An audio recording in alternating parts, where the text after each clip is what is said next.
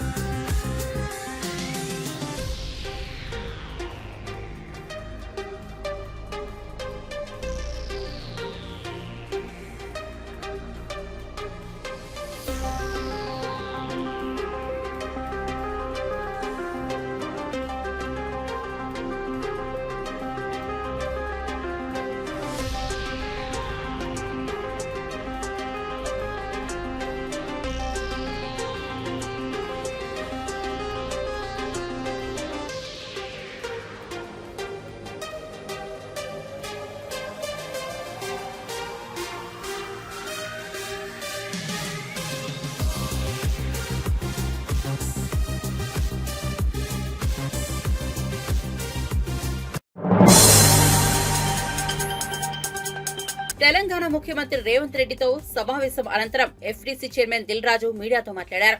సీఎంతో చర్చించిన విషయాల గురించి తెలియజేశారు. తెలుగు చిత్ర పరిశ్రమ అభివృద్ధే ఈ మీటింగ్ ముఖ్య ఉద్దేశమని అన్నారు. తెలుగు సినిమా స్థాయిని పెంచేందుకు ముఖ్యమంత్రి తమకు కొన్ని విషయాల్లో దిశానిర్దేశం చేశారని చెప్పారు. ఇటీవలి కాలంలో పరిశ్రమ, ప్రభుత్వం మధ్య దూరం ఏర్పడిందనే ప్రచారం జరిగిందని, అదంతా కేవలం అపోహ మాత్రమేనని స్పష్టం చేశారు. ఇండస్ట్రీ, గవర్నమెంట్ కలిసి పని చేయాలి అనేది మొదటి అంశం. రెండవది హైదరాబాద్. ఈరోజు మనకు తెలుసు, హైదరాబాద్లో మన తెలుగు సినిమాలే కాకుండా అటు బాలీవుడ్ నుంచి కానీ, ఇటు తమిళ సినిమాలు, అటు కన్నడ సినిమాలు, అదర్ లాంగ్వేజ్, కేరళ, అన్ని షూటింగ్ జరుగుతున్నాయి. సో సీఎం గారి వ్యూ రెండో పాయింట్లో హైదరాబాద్లో ఇండియన్ సినిమాలే కాదు, ఇంటర్నేషనల్ హాలీవుడ్ సినిమాలు కూడా షూటింగ్లు జరగటానికి ఇండస్ట్రీ నుంచి మాకు సలహాలు ఇవ్వండి. ఆ రేంజ్లో హైదరాబాద్ సిటీని ఆ లెవెల్లో పెట్టి వాళ్ళకి కావాల్సిన హాలీవుడ్ వాళ్ళు వచ్చి షూటింగ్ చేసుకోవడానికి కావాల్సినవి కూడా మనం అరేంజ్మెంట్స్ ఏం చేస్తే వాళ్ళు వచ్చి హైదరాబాద్లో షూటింగ్లు చేసి హైదరాబాద్కి ఒక ప్రత్యేకత ఉండాలి సినిమా దానికి రెండో పాయింట్ చెప్పారు.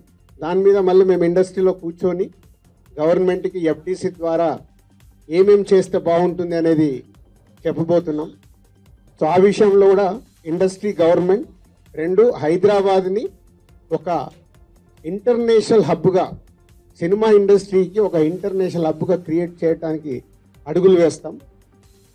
మూడోది, ఇండస్ట్రీ నుంచి ఇప్పుడు గవర్నమెంట్ ఏదైతే సొసైటీలో జరుగుతున్న ఈ డ్రగ్స్ కావచ్చు, గవర్నమెంట్కు సంబంధించిన కొన్ని ఏవైతే డెవలప్మెంట్స్ ఉన్నాయో, యూత్కి ఉపయోగపడేగా, సొసైటీకి ఉపయోగపడే ఏవైతే ఉన్నాయో అవన్నిట్లలో ఇండస్ట్రీ నుంచి పార్టిసిపేషన్ కావాలని చెప్పారు.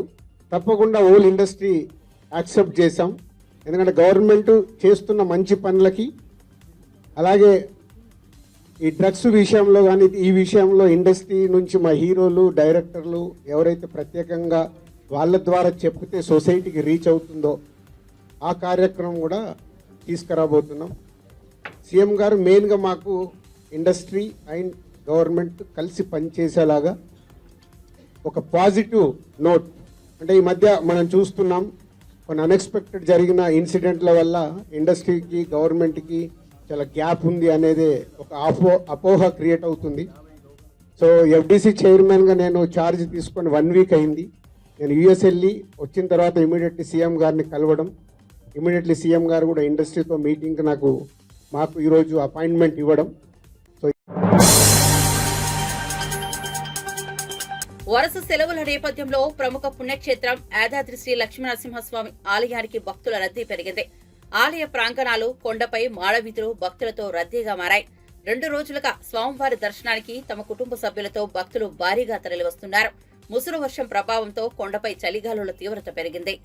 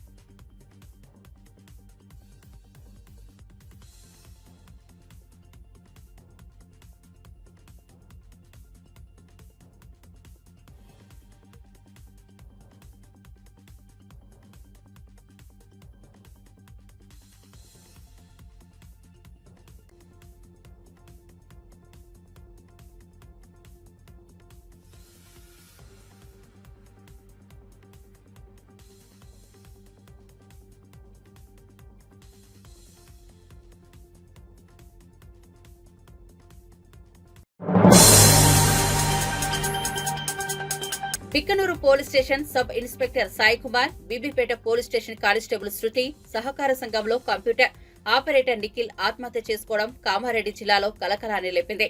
సదాశివనగర్ మండలం అడ్లూర్, ఎల్లారెడ్డి, పెద్ద చెరువు నుంచి రెస్క్యూ బృందాలు ఎస్ఐ సాయి కుమార్ మృతదేహాన్ని వెలికితీశాయి. బుధవారం రాత్రి ఇదే చెరువు నుంచి కానిస్టేబుల్ శృతి, ఆపరేటర్ నిఖిల్ మృతదేహాలను బయటకు తీశారు. ఎస్ఐ సాయి కుమార్ తో పాటు మహిళా కానిస్టేబుల్ శృతి, ఆపరేటర్ నిఖిల్ అనే యువకుడు మధ్యాహ్నం ఒకేసారి అదృశ్యం కావడంతో జిల్లాలో హాట్ టాపిక్ అయితే అడ్లూర్, ఎల్లారెడ్డి చెరువు ఒడ్డున వారి వస్తువులు కనిపించడంతో పోలీసులు చెరువులో గాలింపు చేపట్టారు. అర్ధరాత్రి సమయానికి శృతి, నిఖిల్ మృతదేహాలు చెరువులో లభ్యమయ్యాయి. జిల్లా ఎస్పీ సింధు శర్మ ఆధ్వర్యంలో పోలీసులు ఎస్ఐ ఆచూకీ కోసం గాలింపు చర్యలు కొనసాగించగా గురువారం ఉదయం ఎస్ఐ సాయి కుమార్ మృతదేహం లభ్యమైంది. మనం ఎస్టాబ్లిష్ మనం పిఎంఈ తర్వాత డాక్టర్స్ ఒపీనియన్ అది తీసుకుని చెప్పడం జరిగింది. సెల్ ఫోన్లు వాళ్ళంటే ముగ్గురు కూడా సెల్ ఫోన్లు దొరికాయండి. ఇప్పుడు ఎస్ఐ పాకెట్లోనే ఆయన ఫోన్స్ ఉన్నాయి. ఉమెన్ పీసీవి ఆ వేరే పర్సన్ నిన్న మనకి ఇక్కడ చెరువు పక్కనే దొరకడం జరిగింది. ఒకటే దగ్గర ఉన్నాయండి. రాత్రి it is difficult to search. మనకి ఫైర్ డిపార్ట్మెంట్ వాళ్ళు చాలా హెల్ప్ చేశారు బాడీస్ అవి రికవర్ చేయడంలో. సిమిలర్లీ ఫిషరీస్ వాళ్ళు కూడా స్విమ్మర్స్ వాళ్ళని పెట్టి నైట్ అంతా సర్చ్ చేశాము. సో 3 ఒకటే దగ్గర, అంటే very close vicinity they are found. అవి ఇప్పుడు అన్ని it is too early to say anything. మనం ఫ్యామిలీ మెంబర్స్ వాళ్ళ ఇది తీసుకోవాలి, వాళ్ళ కంప్లైంట్ తీసుకోవాలి, పిఎంఈలో మన కాజ్ ఆఫ్ డెత్ అవి చూడాలి, దాని తర్వాత మనం కంక్లూజన్కి రావచ్చు. నిన్న ఆఫ్టర్నూన్ లేట్ ఎర్లీ ఈవినింగ్ నుంచి ముగ్గురు కూడా లేరు అన్న ఇన్ఫర్మేషన్ ఉంది. సో వెతుకుతుంటే ఈవినింగ్ ఇక్కడికి వచ్చారు. ఇక్కడికి వచ్చిన తర్వాత నైట్ సర్చ్లో 2 బాడీస్ మనకి దొరికాయి. ఇప్పుడు మార్నింగ్ ఇంకొకటి. ముగ్గురు ఒకటే వెహికల్ వచ్చారు మేడం? ఎట్లా? అవన్నీ కూడా now it is too early to tell. మనకి తర్వాత ఇన్వెస్టిగేషన్ చెప్పగలుగుతాం. ఇక్కడే ఉన్నారని ఎట్లా ట్రేస్ చేశారు మేడం? ఫోన్స్ అవన్నీ కాల్ చేసుకుంటూ ప్రయత్నం చేసుకుంటూ వచ్చారు. తెలంగాణ ఫిల్మ్ ఇండస్ట్రీని వదిలి సంక్రాంతిలోపు ఆంధ్రప్రదేశ్ కి వెళ్లాలని ప్రొఫెసర్ గాలి వినోద్ కుమార్ అభ్యర్థించారు.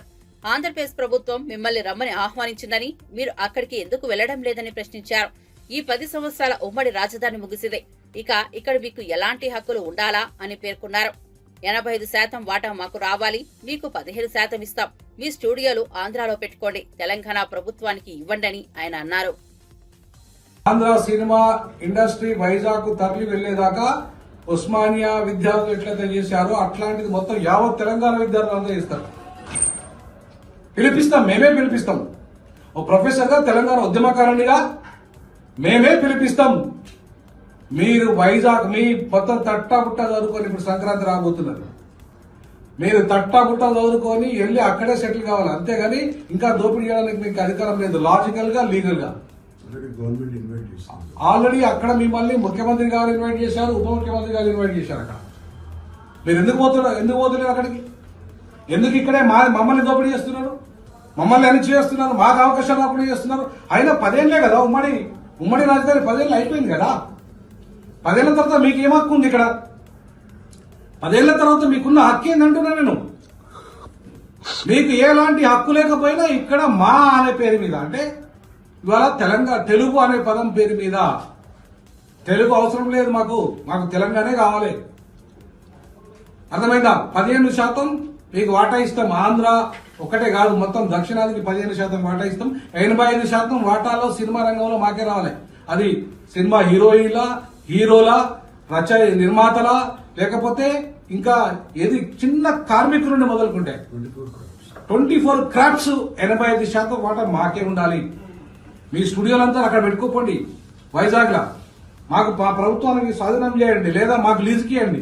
మా తెలంగాణ డైరెక్టర్లకు లీజుకి ఇవ్వండి, మా మ్యూజిషియన్స్ లీజుకి ఇవ్వండి, మా తెలంగాణ సినిమా హీరోలకు లీజుకి ఇవ్వండి. ఇవాళ రేవంత్ రెడ్డి గారు మిమ్మల్ని మేము రిక్వెస్ట్ చేస్తాం. ఎన్నికలకు ముందు సీఎం చంద్రబాబు అరచేతిలో వైకుంఠం చూపారని వైసీపీ నేత మాజీ మంత్రి ఆర్కే రోజా ఎద్దేవా చేశారు. అధికారంలోకి వచ్చిన తరువాత ప్రజలకు నరకం చూపిస్తున్నారని మండిపడ్డారు. రాష్ట్రంలో సంపద సృష్టిస్తారని సీఎం చంద్రబాబు గొప్పలు పలికారు. కానీ అధికారంలోకి వచ్చాక అప్పులపై అప్పులు చేస్తున్నారు. వైసీపీ నేతలు కార్యకర్తలను వేధిస్తోన్న కూటమి ప్రభుత్వానికి మేం అధికారంలోకి వస్తే వడ్డీతో సహా చెల్లిస్తామని ఆమె హెచ్చరించారు. ఈ క్రమంలో మాజీ మంత్రి రోజా పార్టీ ఓటమిపై మరోసారి కీలక వ్యాఖ్యలు చేశారు. తప్పు చేసి వైసీపీ ఓడిపోలేదని పేర్కొన్నారు. కూటమి ప్రభుత్వ తప్పుడు ప్రచారం వల్లే ఓడిపోయిందని ఆగ్రహం వ్యక్తం చేశారు. వచ్చే ఎన్నికల్లో భూమన కరుణాకర్ రెడ్డి ఆధ్వర్యంలో కుప్పం సహా 14 స్థానాలను కైవసం చేసుకుంటామన్నారు. 6 నెలల్లోనే ఆలీబాబా అరడజను దొంగల్లా మారారని కూటమి ప్రభుత్వంపై రోజా విమర్శలు గుప్పించారు. జగన్ను ఎందుకు ఓడించామనే పశ్చాత్తాపం ప్రజల్లో కనిపిస్తోందని ఆమె వ్యాఖ్యానించారు. వచ్చే ఎన్నికల్లో వైఎస్ జగన్ భారీ మెజార్టీతో గెలుస్తారని మాజీ మంత్రి రోజా పేర్కొన్నారు.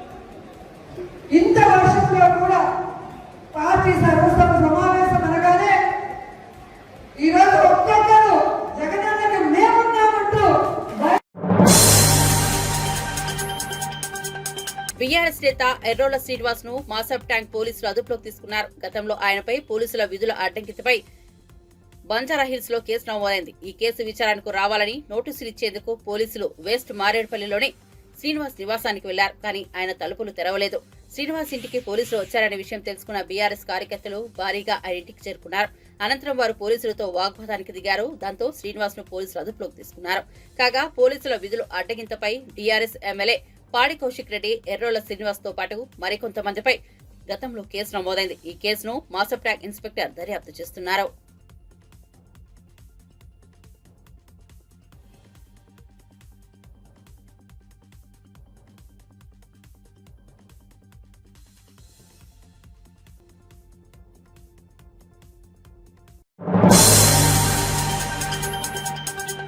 తిరుచానూరు శ్రీ పద్మావతి అమ్మవారిని భారత బ్యాడ్మింటన్ క్రీడాకారిణి పివి సింధు గురువారం కుటుంబ సమేతంగా దర్శించుకున్నారు. వాళ్ళకి ఆలయం వద్ద TTD board member Bhanuprakash Reddy, AEO Devarajulu, AVSO Satish Kumar, superintendent Ramesh, inspector Prasad, Subhaskar Naidu, Chalapathi, అర్చకులు ఆలయ మర్యాదలతో స్వాగతం పలికి దర్శన ఏర్పాట్లు చేశారు. అమ్మవారి కుంకుమార్చన సేవలో పాల్గొన్న వారికి ఆలయ అధికారులు అమ్మవారి తీర్థ ప్రసాదాలు అందజేశారు.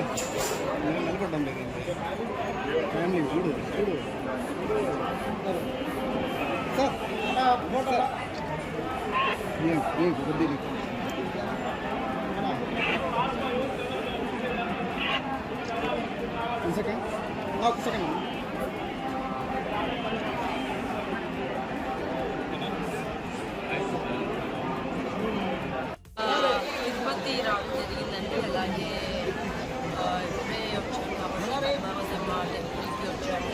అలాగే అమ్మ దర్శనం బాగా జరగాలని పెళ్ళి ఉంటే అయింది. బ్లెస్సింగ్స్ ఉండాలని నేను కోరుకుంటున్నాను. ఎవ్రీ ఇయర్ వస్తూ ఉంటాము. సో ఈసారి మా హస్బెండ్తో వచ్చాను. సో అసలు ఎప్పుడు ఉండాలని నేను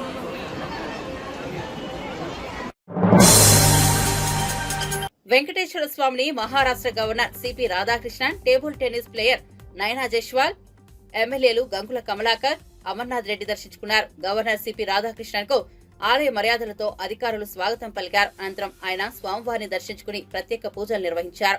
ఇటీవల జరిగిన మహారాష్ట్ర ఎన్నికలు ఎటువంటి ఘర్షణ లేకుండా శాంతియుతంగా, నిజాయితీగా జరగాయని శ్రీవారి గతంలో కోరుకున్నట్లు గవర్నర్ తెలిపారు. ఎన్నికలు ప్రశాంతంగా జరగడంతో స్వామివారిని దర్శించుకునేందుకు వచ్చినట్లు ఆయన చెప్పారు.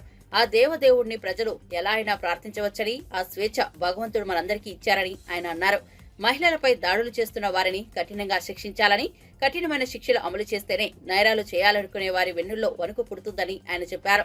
తప్పు ఎవరు చేసినా కఠిన శిక్షలు విధిస్తేనే ఆడవారికి నిజమైన రక్షణ కల్పించిన వాళ్ళమవుతామని గవర్నర్ చెప్పుకొచ్చారు.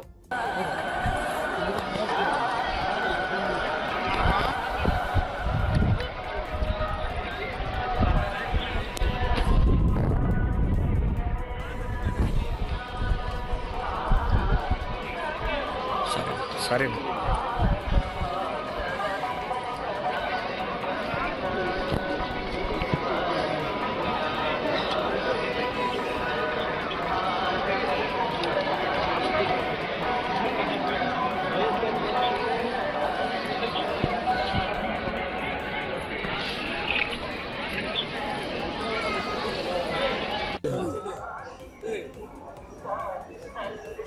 இறை நம்பிக்கை மட்டும்தான் தனி மனித ஒழுக்கத்தை பேணி காக்கும். இன்றைக்கு திருப்பதி திருமலா வெங்கடாஜலபதி கோயிலில் தினந்தோறும் ஏறக்குறைய 80,000க்கும் மேற்பட்டவர்கள் வருகிறார்கள், இறைவனை வேண்டுகிறார்கள் என்று சொன்னால் இதை பரப்புவதற்காக யாரும் எந்த முயற்சியும் எடுப்பதில்லை. தானாக பரவுகிறது. அதுதான் இறை நம்பிக்கை. யாரையும் இப்படித்தான் நீ வழிபட வேண்டும் என்று சொல்வது சரியாக இருக்காது. யார் எப்படி வேண்டுமானாலும் இறைவனை வழிபடுகின்ற உரிமையை இறைவன் இந்த மனித குலத்திற்கு தந்திருக்கிறார். அது பேணி காக்கப்பட வேண்டும். அப்படி பேணி காக்கப்படுகின்ற இடங்களில் மகத்தான இடமாக நம்முடைய திருப்பதி வெங்கடாஜலபதி திருத்தலம் அமைந்திருக்கிறது.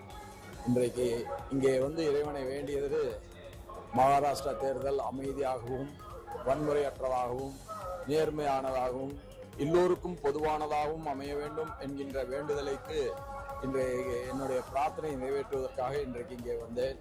வெற்றிகரமாக இறைவனை வழிபட்டு அந்த மகாராஷ்டிர மக்களும் இந்திய பெருமக்களும் தமிழகத்து மக்களும் வாழ்வில் எல்லா வளங்களையும் பெற வேண்டும் என்று வேண்டி இறைவனை வேண்டி இன்றைக்கு மீண்டும் மும்பை திரும்புகிறேன். సంధ్యా థియేటర్ తొక్కిస్లాట ఘటన, అల్లు అర్జున్ అరెస్టు నేపథ్యంలో బెనిఫిట్ షోల రద్దు టికెట్ల ధరల పెంపు ఉండదన్న సీఎం రేవంత్ రెడ్డి ప్రకటనతో దిగివచ్చిన సినీ ఇండస్ట్రీ పెద్దలు కమాండ్ కంట్రోల్ సెంటర్లో సీఎంతో భేటీ అయ్యారు. రేవంత్ రెడ్డితో టాలీవుడ్ సినీ ఇండస్ట్రీ పెద్దల భేటీపై సర్వత్రా ఆసక్తి వ్యక్తమైంది. అదే సమయంలో కమాండ్ కంట్రోల్ సెంటర్ బయట కామన్ మ్యాన్ అనే పేరుతో ఓ వ్యక్తి చేసిన హల్చల్ సైతం అంతే చర్చనీయాంశమైంది. సినిమా పెద్దలు కాదు గద్దలు అని రాసి ఉన్న ఫ్లెక్సీని ప్రదర్శించిన కామన్ మ్యాన్ అని చెప్పుకున్న ఓ వ్యక్తి సినిమా షోలపై టికెట్ల ధరలు తగ్గించాలని డిమాండ్ చేశారు. అంటే సీఎం గారితో పాటు పెద్దలే కూర్చున్నారు. అంటే డబ్బులు ఉన్న వాళ్ళు పెద్దలా? మామూలు వ్యక్తులు మాలాంటి వాళ్ళకి ఇవ్వండి సార్, మా వాయిస్ వినిపించండి. సినీ పరిశ్రమ అంటే ఎవరు సార్? సినీ పరిశ్రమ అంటే 50 నుంచి 100 కోట్లు 150 కోట్లు తీసుకున్న వాళ్ళు మాత్రమే అక్కడ సినీ పరిశ్రమ సార్. సినీ పరిశ్రమలో ఎవరెవరు ఉంటారు సార్?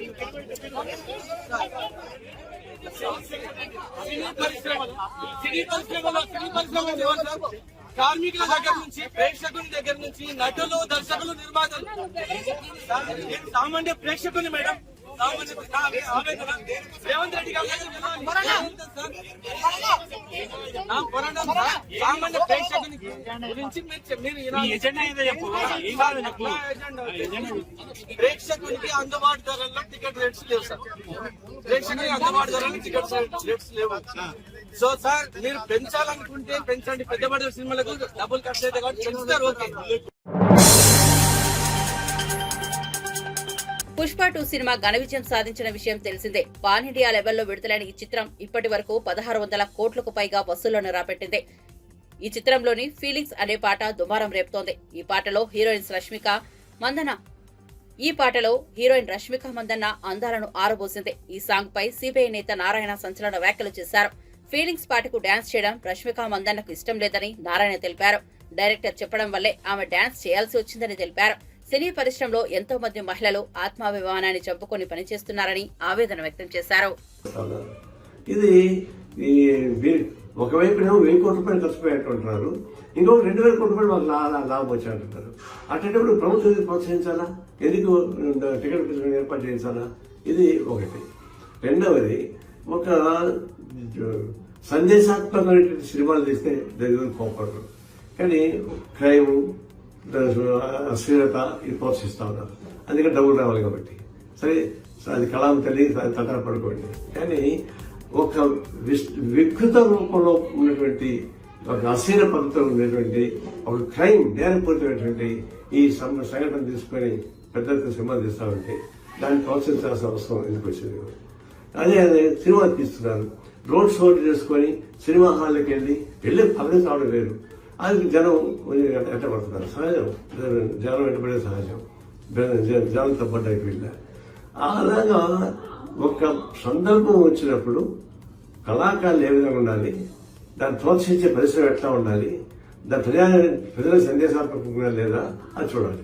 ఎట్లా ప్రభుత్వాలు కూడా ఒక చీప్ పాపులారిటీకి పోయి ఏదో పాపులర్ సినిమా ప్రోత్సహిస్తే వాళ్ళకి ఓట్లు ఎక్కువ వస్తాయని చెప్పి వాళ్ళకి రేట్లు పెంచడానికి ఏర్పాటు చేస్తున్నారు. రేట్లు పెంచడం మీరు ఏర్పాటు చేసి ఎవరు చేస్తారు? జనంతో అనుకుంటున్నారు. 100 రూపాయల టికెట్ 1000 రూపాయలు 2000 రూపాయలు పెట్టి మీరే ప్రోత్సహిస్తారక జనం దోపిడీ. ప్రజలు దోపిడీ చేసి వాళ్ళు లాభాలు సంపాదించుకోవచ్చు, ప్రభుత్వం దాన్ని ప్రోత్సహించవచ్చు. వాళ్ళు సినిమా యాక్టర్లు కానీ, ప్రొడ్యూసర్లు కానీ, నిర్మాతలు కానీ 100,000 కోట్ల రూపాయలు డబ్బులు సంపాదించుకోవచ్చు. ఇది మనకి కనిపిస్తా ఉన్నట్టు నాకు తెలియదు. ఆ నేపథ్యంలో పుష్ప సినిమాను మనం చూడాలి. పుష్ప సినిమా ఏంటి? అది క్రైమ్ సినిమా బాగా చూస్తారన్నమాట వాస్తవే, కానీ పేరు మోసిన ఎర్రజనం స్మగ్లింగ్ ఒక అంశాన్ని ఇతివృత్తాన్ని తీసుకొని దాన్ని ఒక హీరోజనం సృష్టించి దాన్ని ప్రజల యూత్కి అట్రాక్ట్ చేయించి చివరికి అశ్లీల పూర్తి ఉన్నటువంటి సినిమాలు. చివరికి రష్మిక చెప్పింది బాధపడుతూ, నాకు ఇష్టం లేదు ఫీలింగ్ డాన్స్ వేయడానికి, కానీ తప్పనిసరిగా నిర్మాత ప్రోత్సహించడం వల్ల చేయాల్సి వచ్చింది చెప్పండి. అలాంటి మహిళలు ఎంతో మంది ఆత్మాభిమానం చంపుకొని ఆ కళా పోషణ ఉన్నటువంటి చూస్తా ఉన్నాం. దీనికి ఎగ్జాంపుల్ రష్మిక ఇచ్చినటువంటి స్టేట్మెంట్. ఈ పద్ధతుల్లో హ్యూమిలేట్ చేస్తూ మానవతను హరిస్తూ మీరు ప్రోత్సహిస్తామంటే అది ఆదర్శవంతం కానే కాదు. దీన్ని నేను ఘటన జరిగింది, ఒక ఆమె చనిపోయింది, ఒక పిల్లవాడు దీనిలో కోమాలో ఉన్నాడు, తీవ్ర నష్టం. 2 కోట్లు కాదు 5 కోట్లు ఇచ్చినా కూడా ప్రాణం తీసి పెట్టలేదు. అందులో వయసులు పెద్దది కాదు. అయినా సరే నిర్మాతలతో కలిసి డబ్బు ఇస్తూ ఉంటారు. ప్రభుత్వం కూడా సహాయం చేస్తానంటుంది. మనమంతా అందరూ కూడా సహాయం చేయాల్సిందే. అయితే ఇప్పుడు చర్చలు జరగబోతా ఉన్నాయి. ప్రభుత్వానికి సినీ ప్రతిభ మధ్య దిల్ రాజు గారు దాన్ని నాయకత్వం ఇస్తారు. నేను విద్యార్థి ఒకటి, మీరు ఈ ప్రాజెక్ట్ ఘటన పైన కాకుండా ఇతివృత్తం పైన ఆలోచించండి. ప్రజలపైన భారం వేసే పద్ధతిలో మీరు రైతులు పొందవకండి. అది చేయడం వల్ల మీకు నష్టం వస్తున్నప్పుడు లాభం లేదు.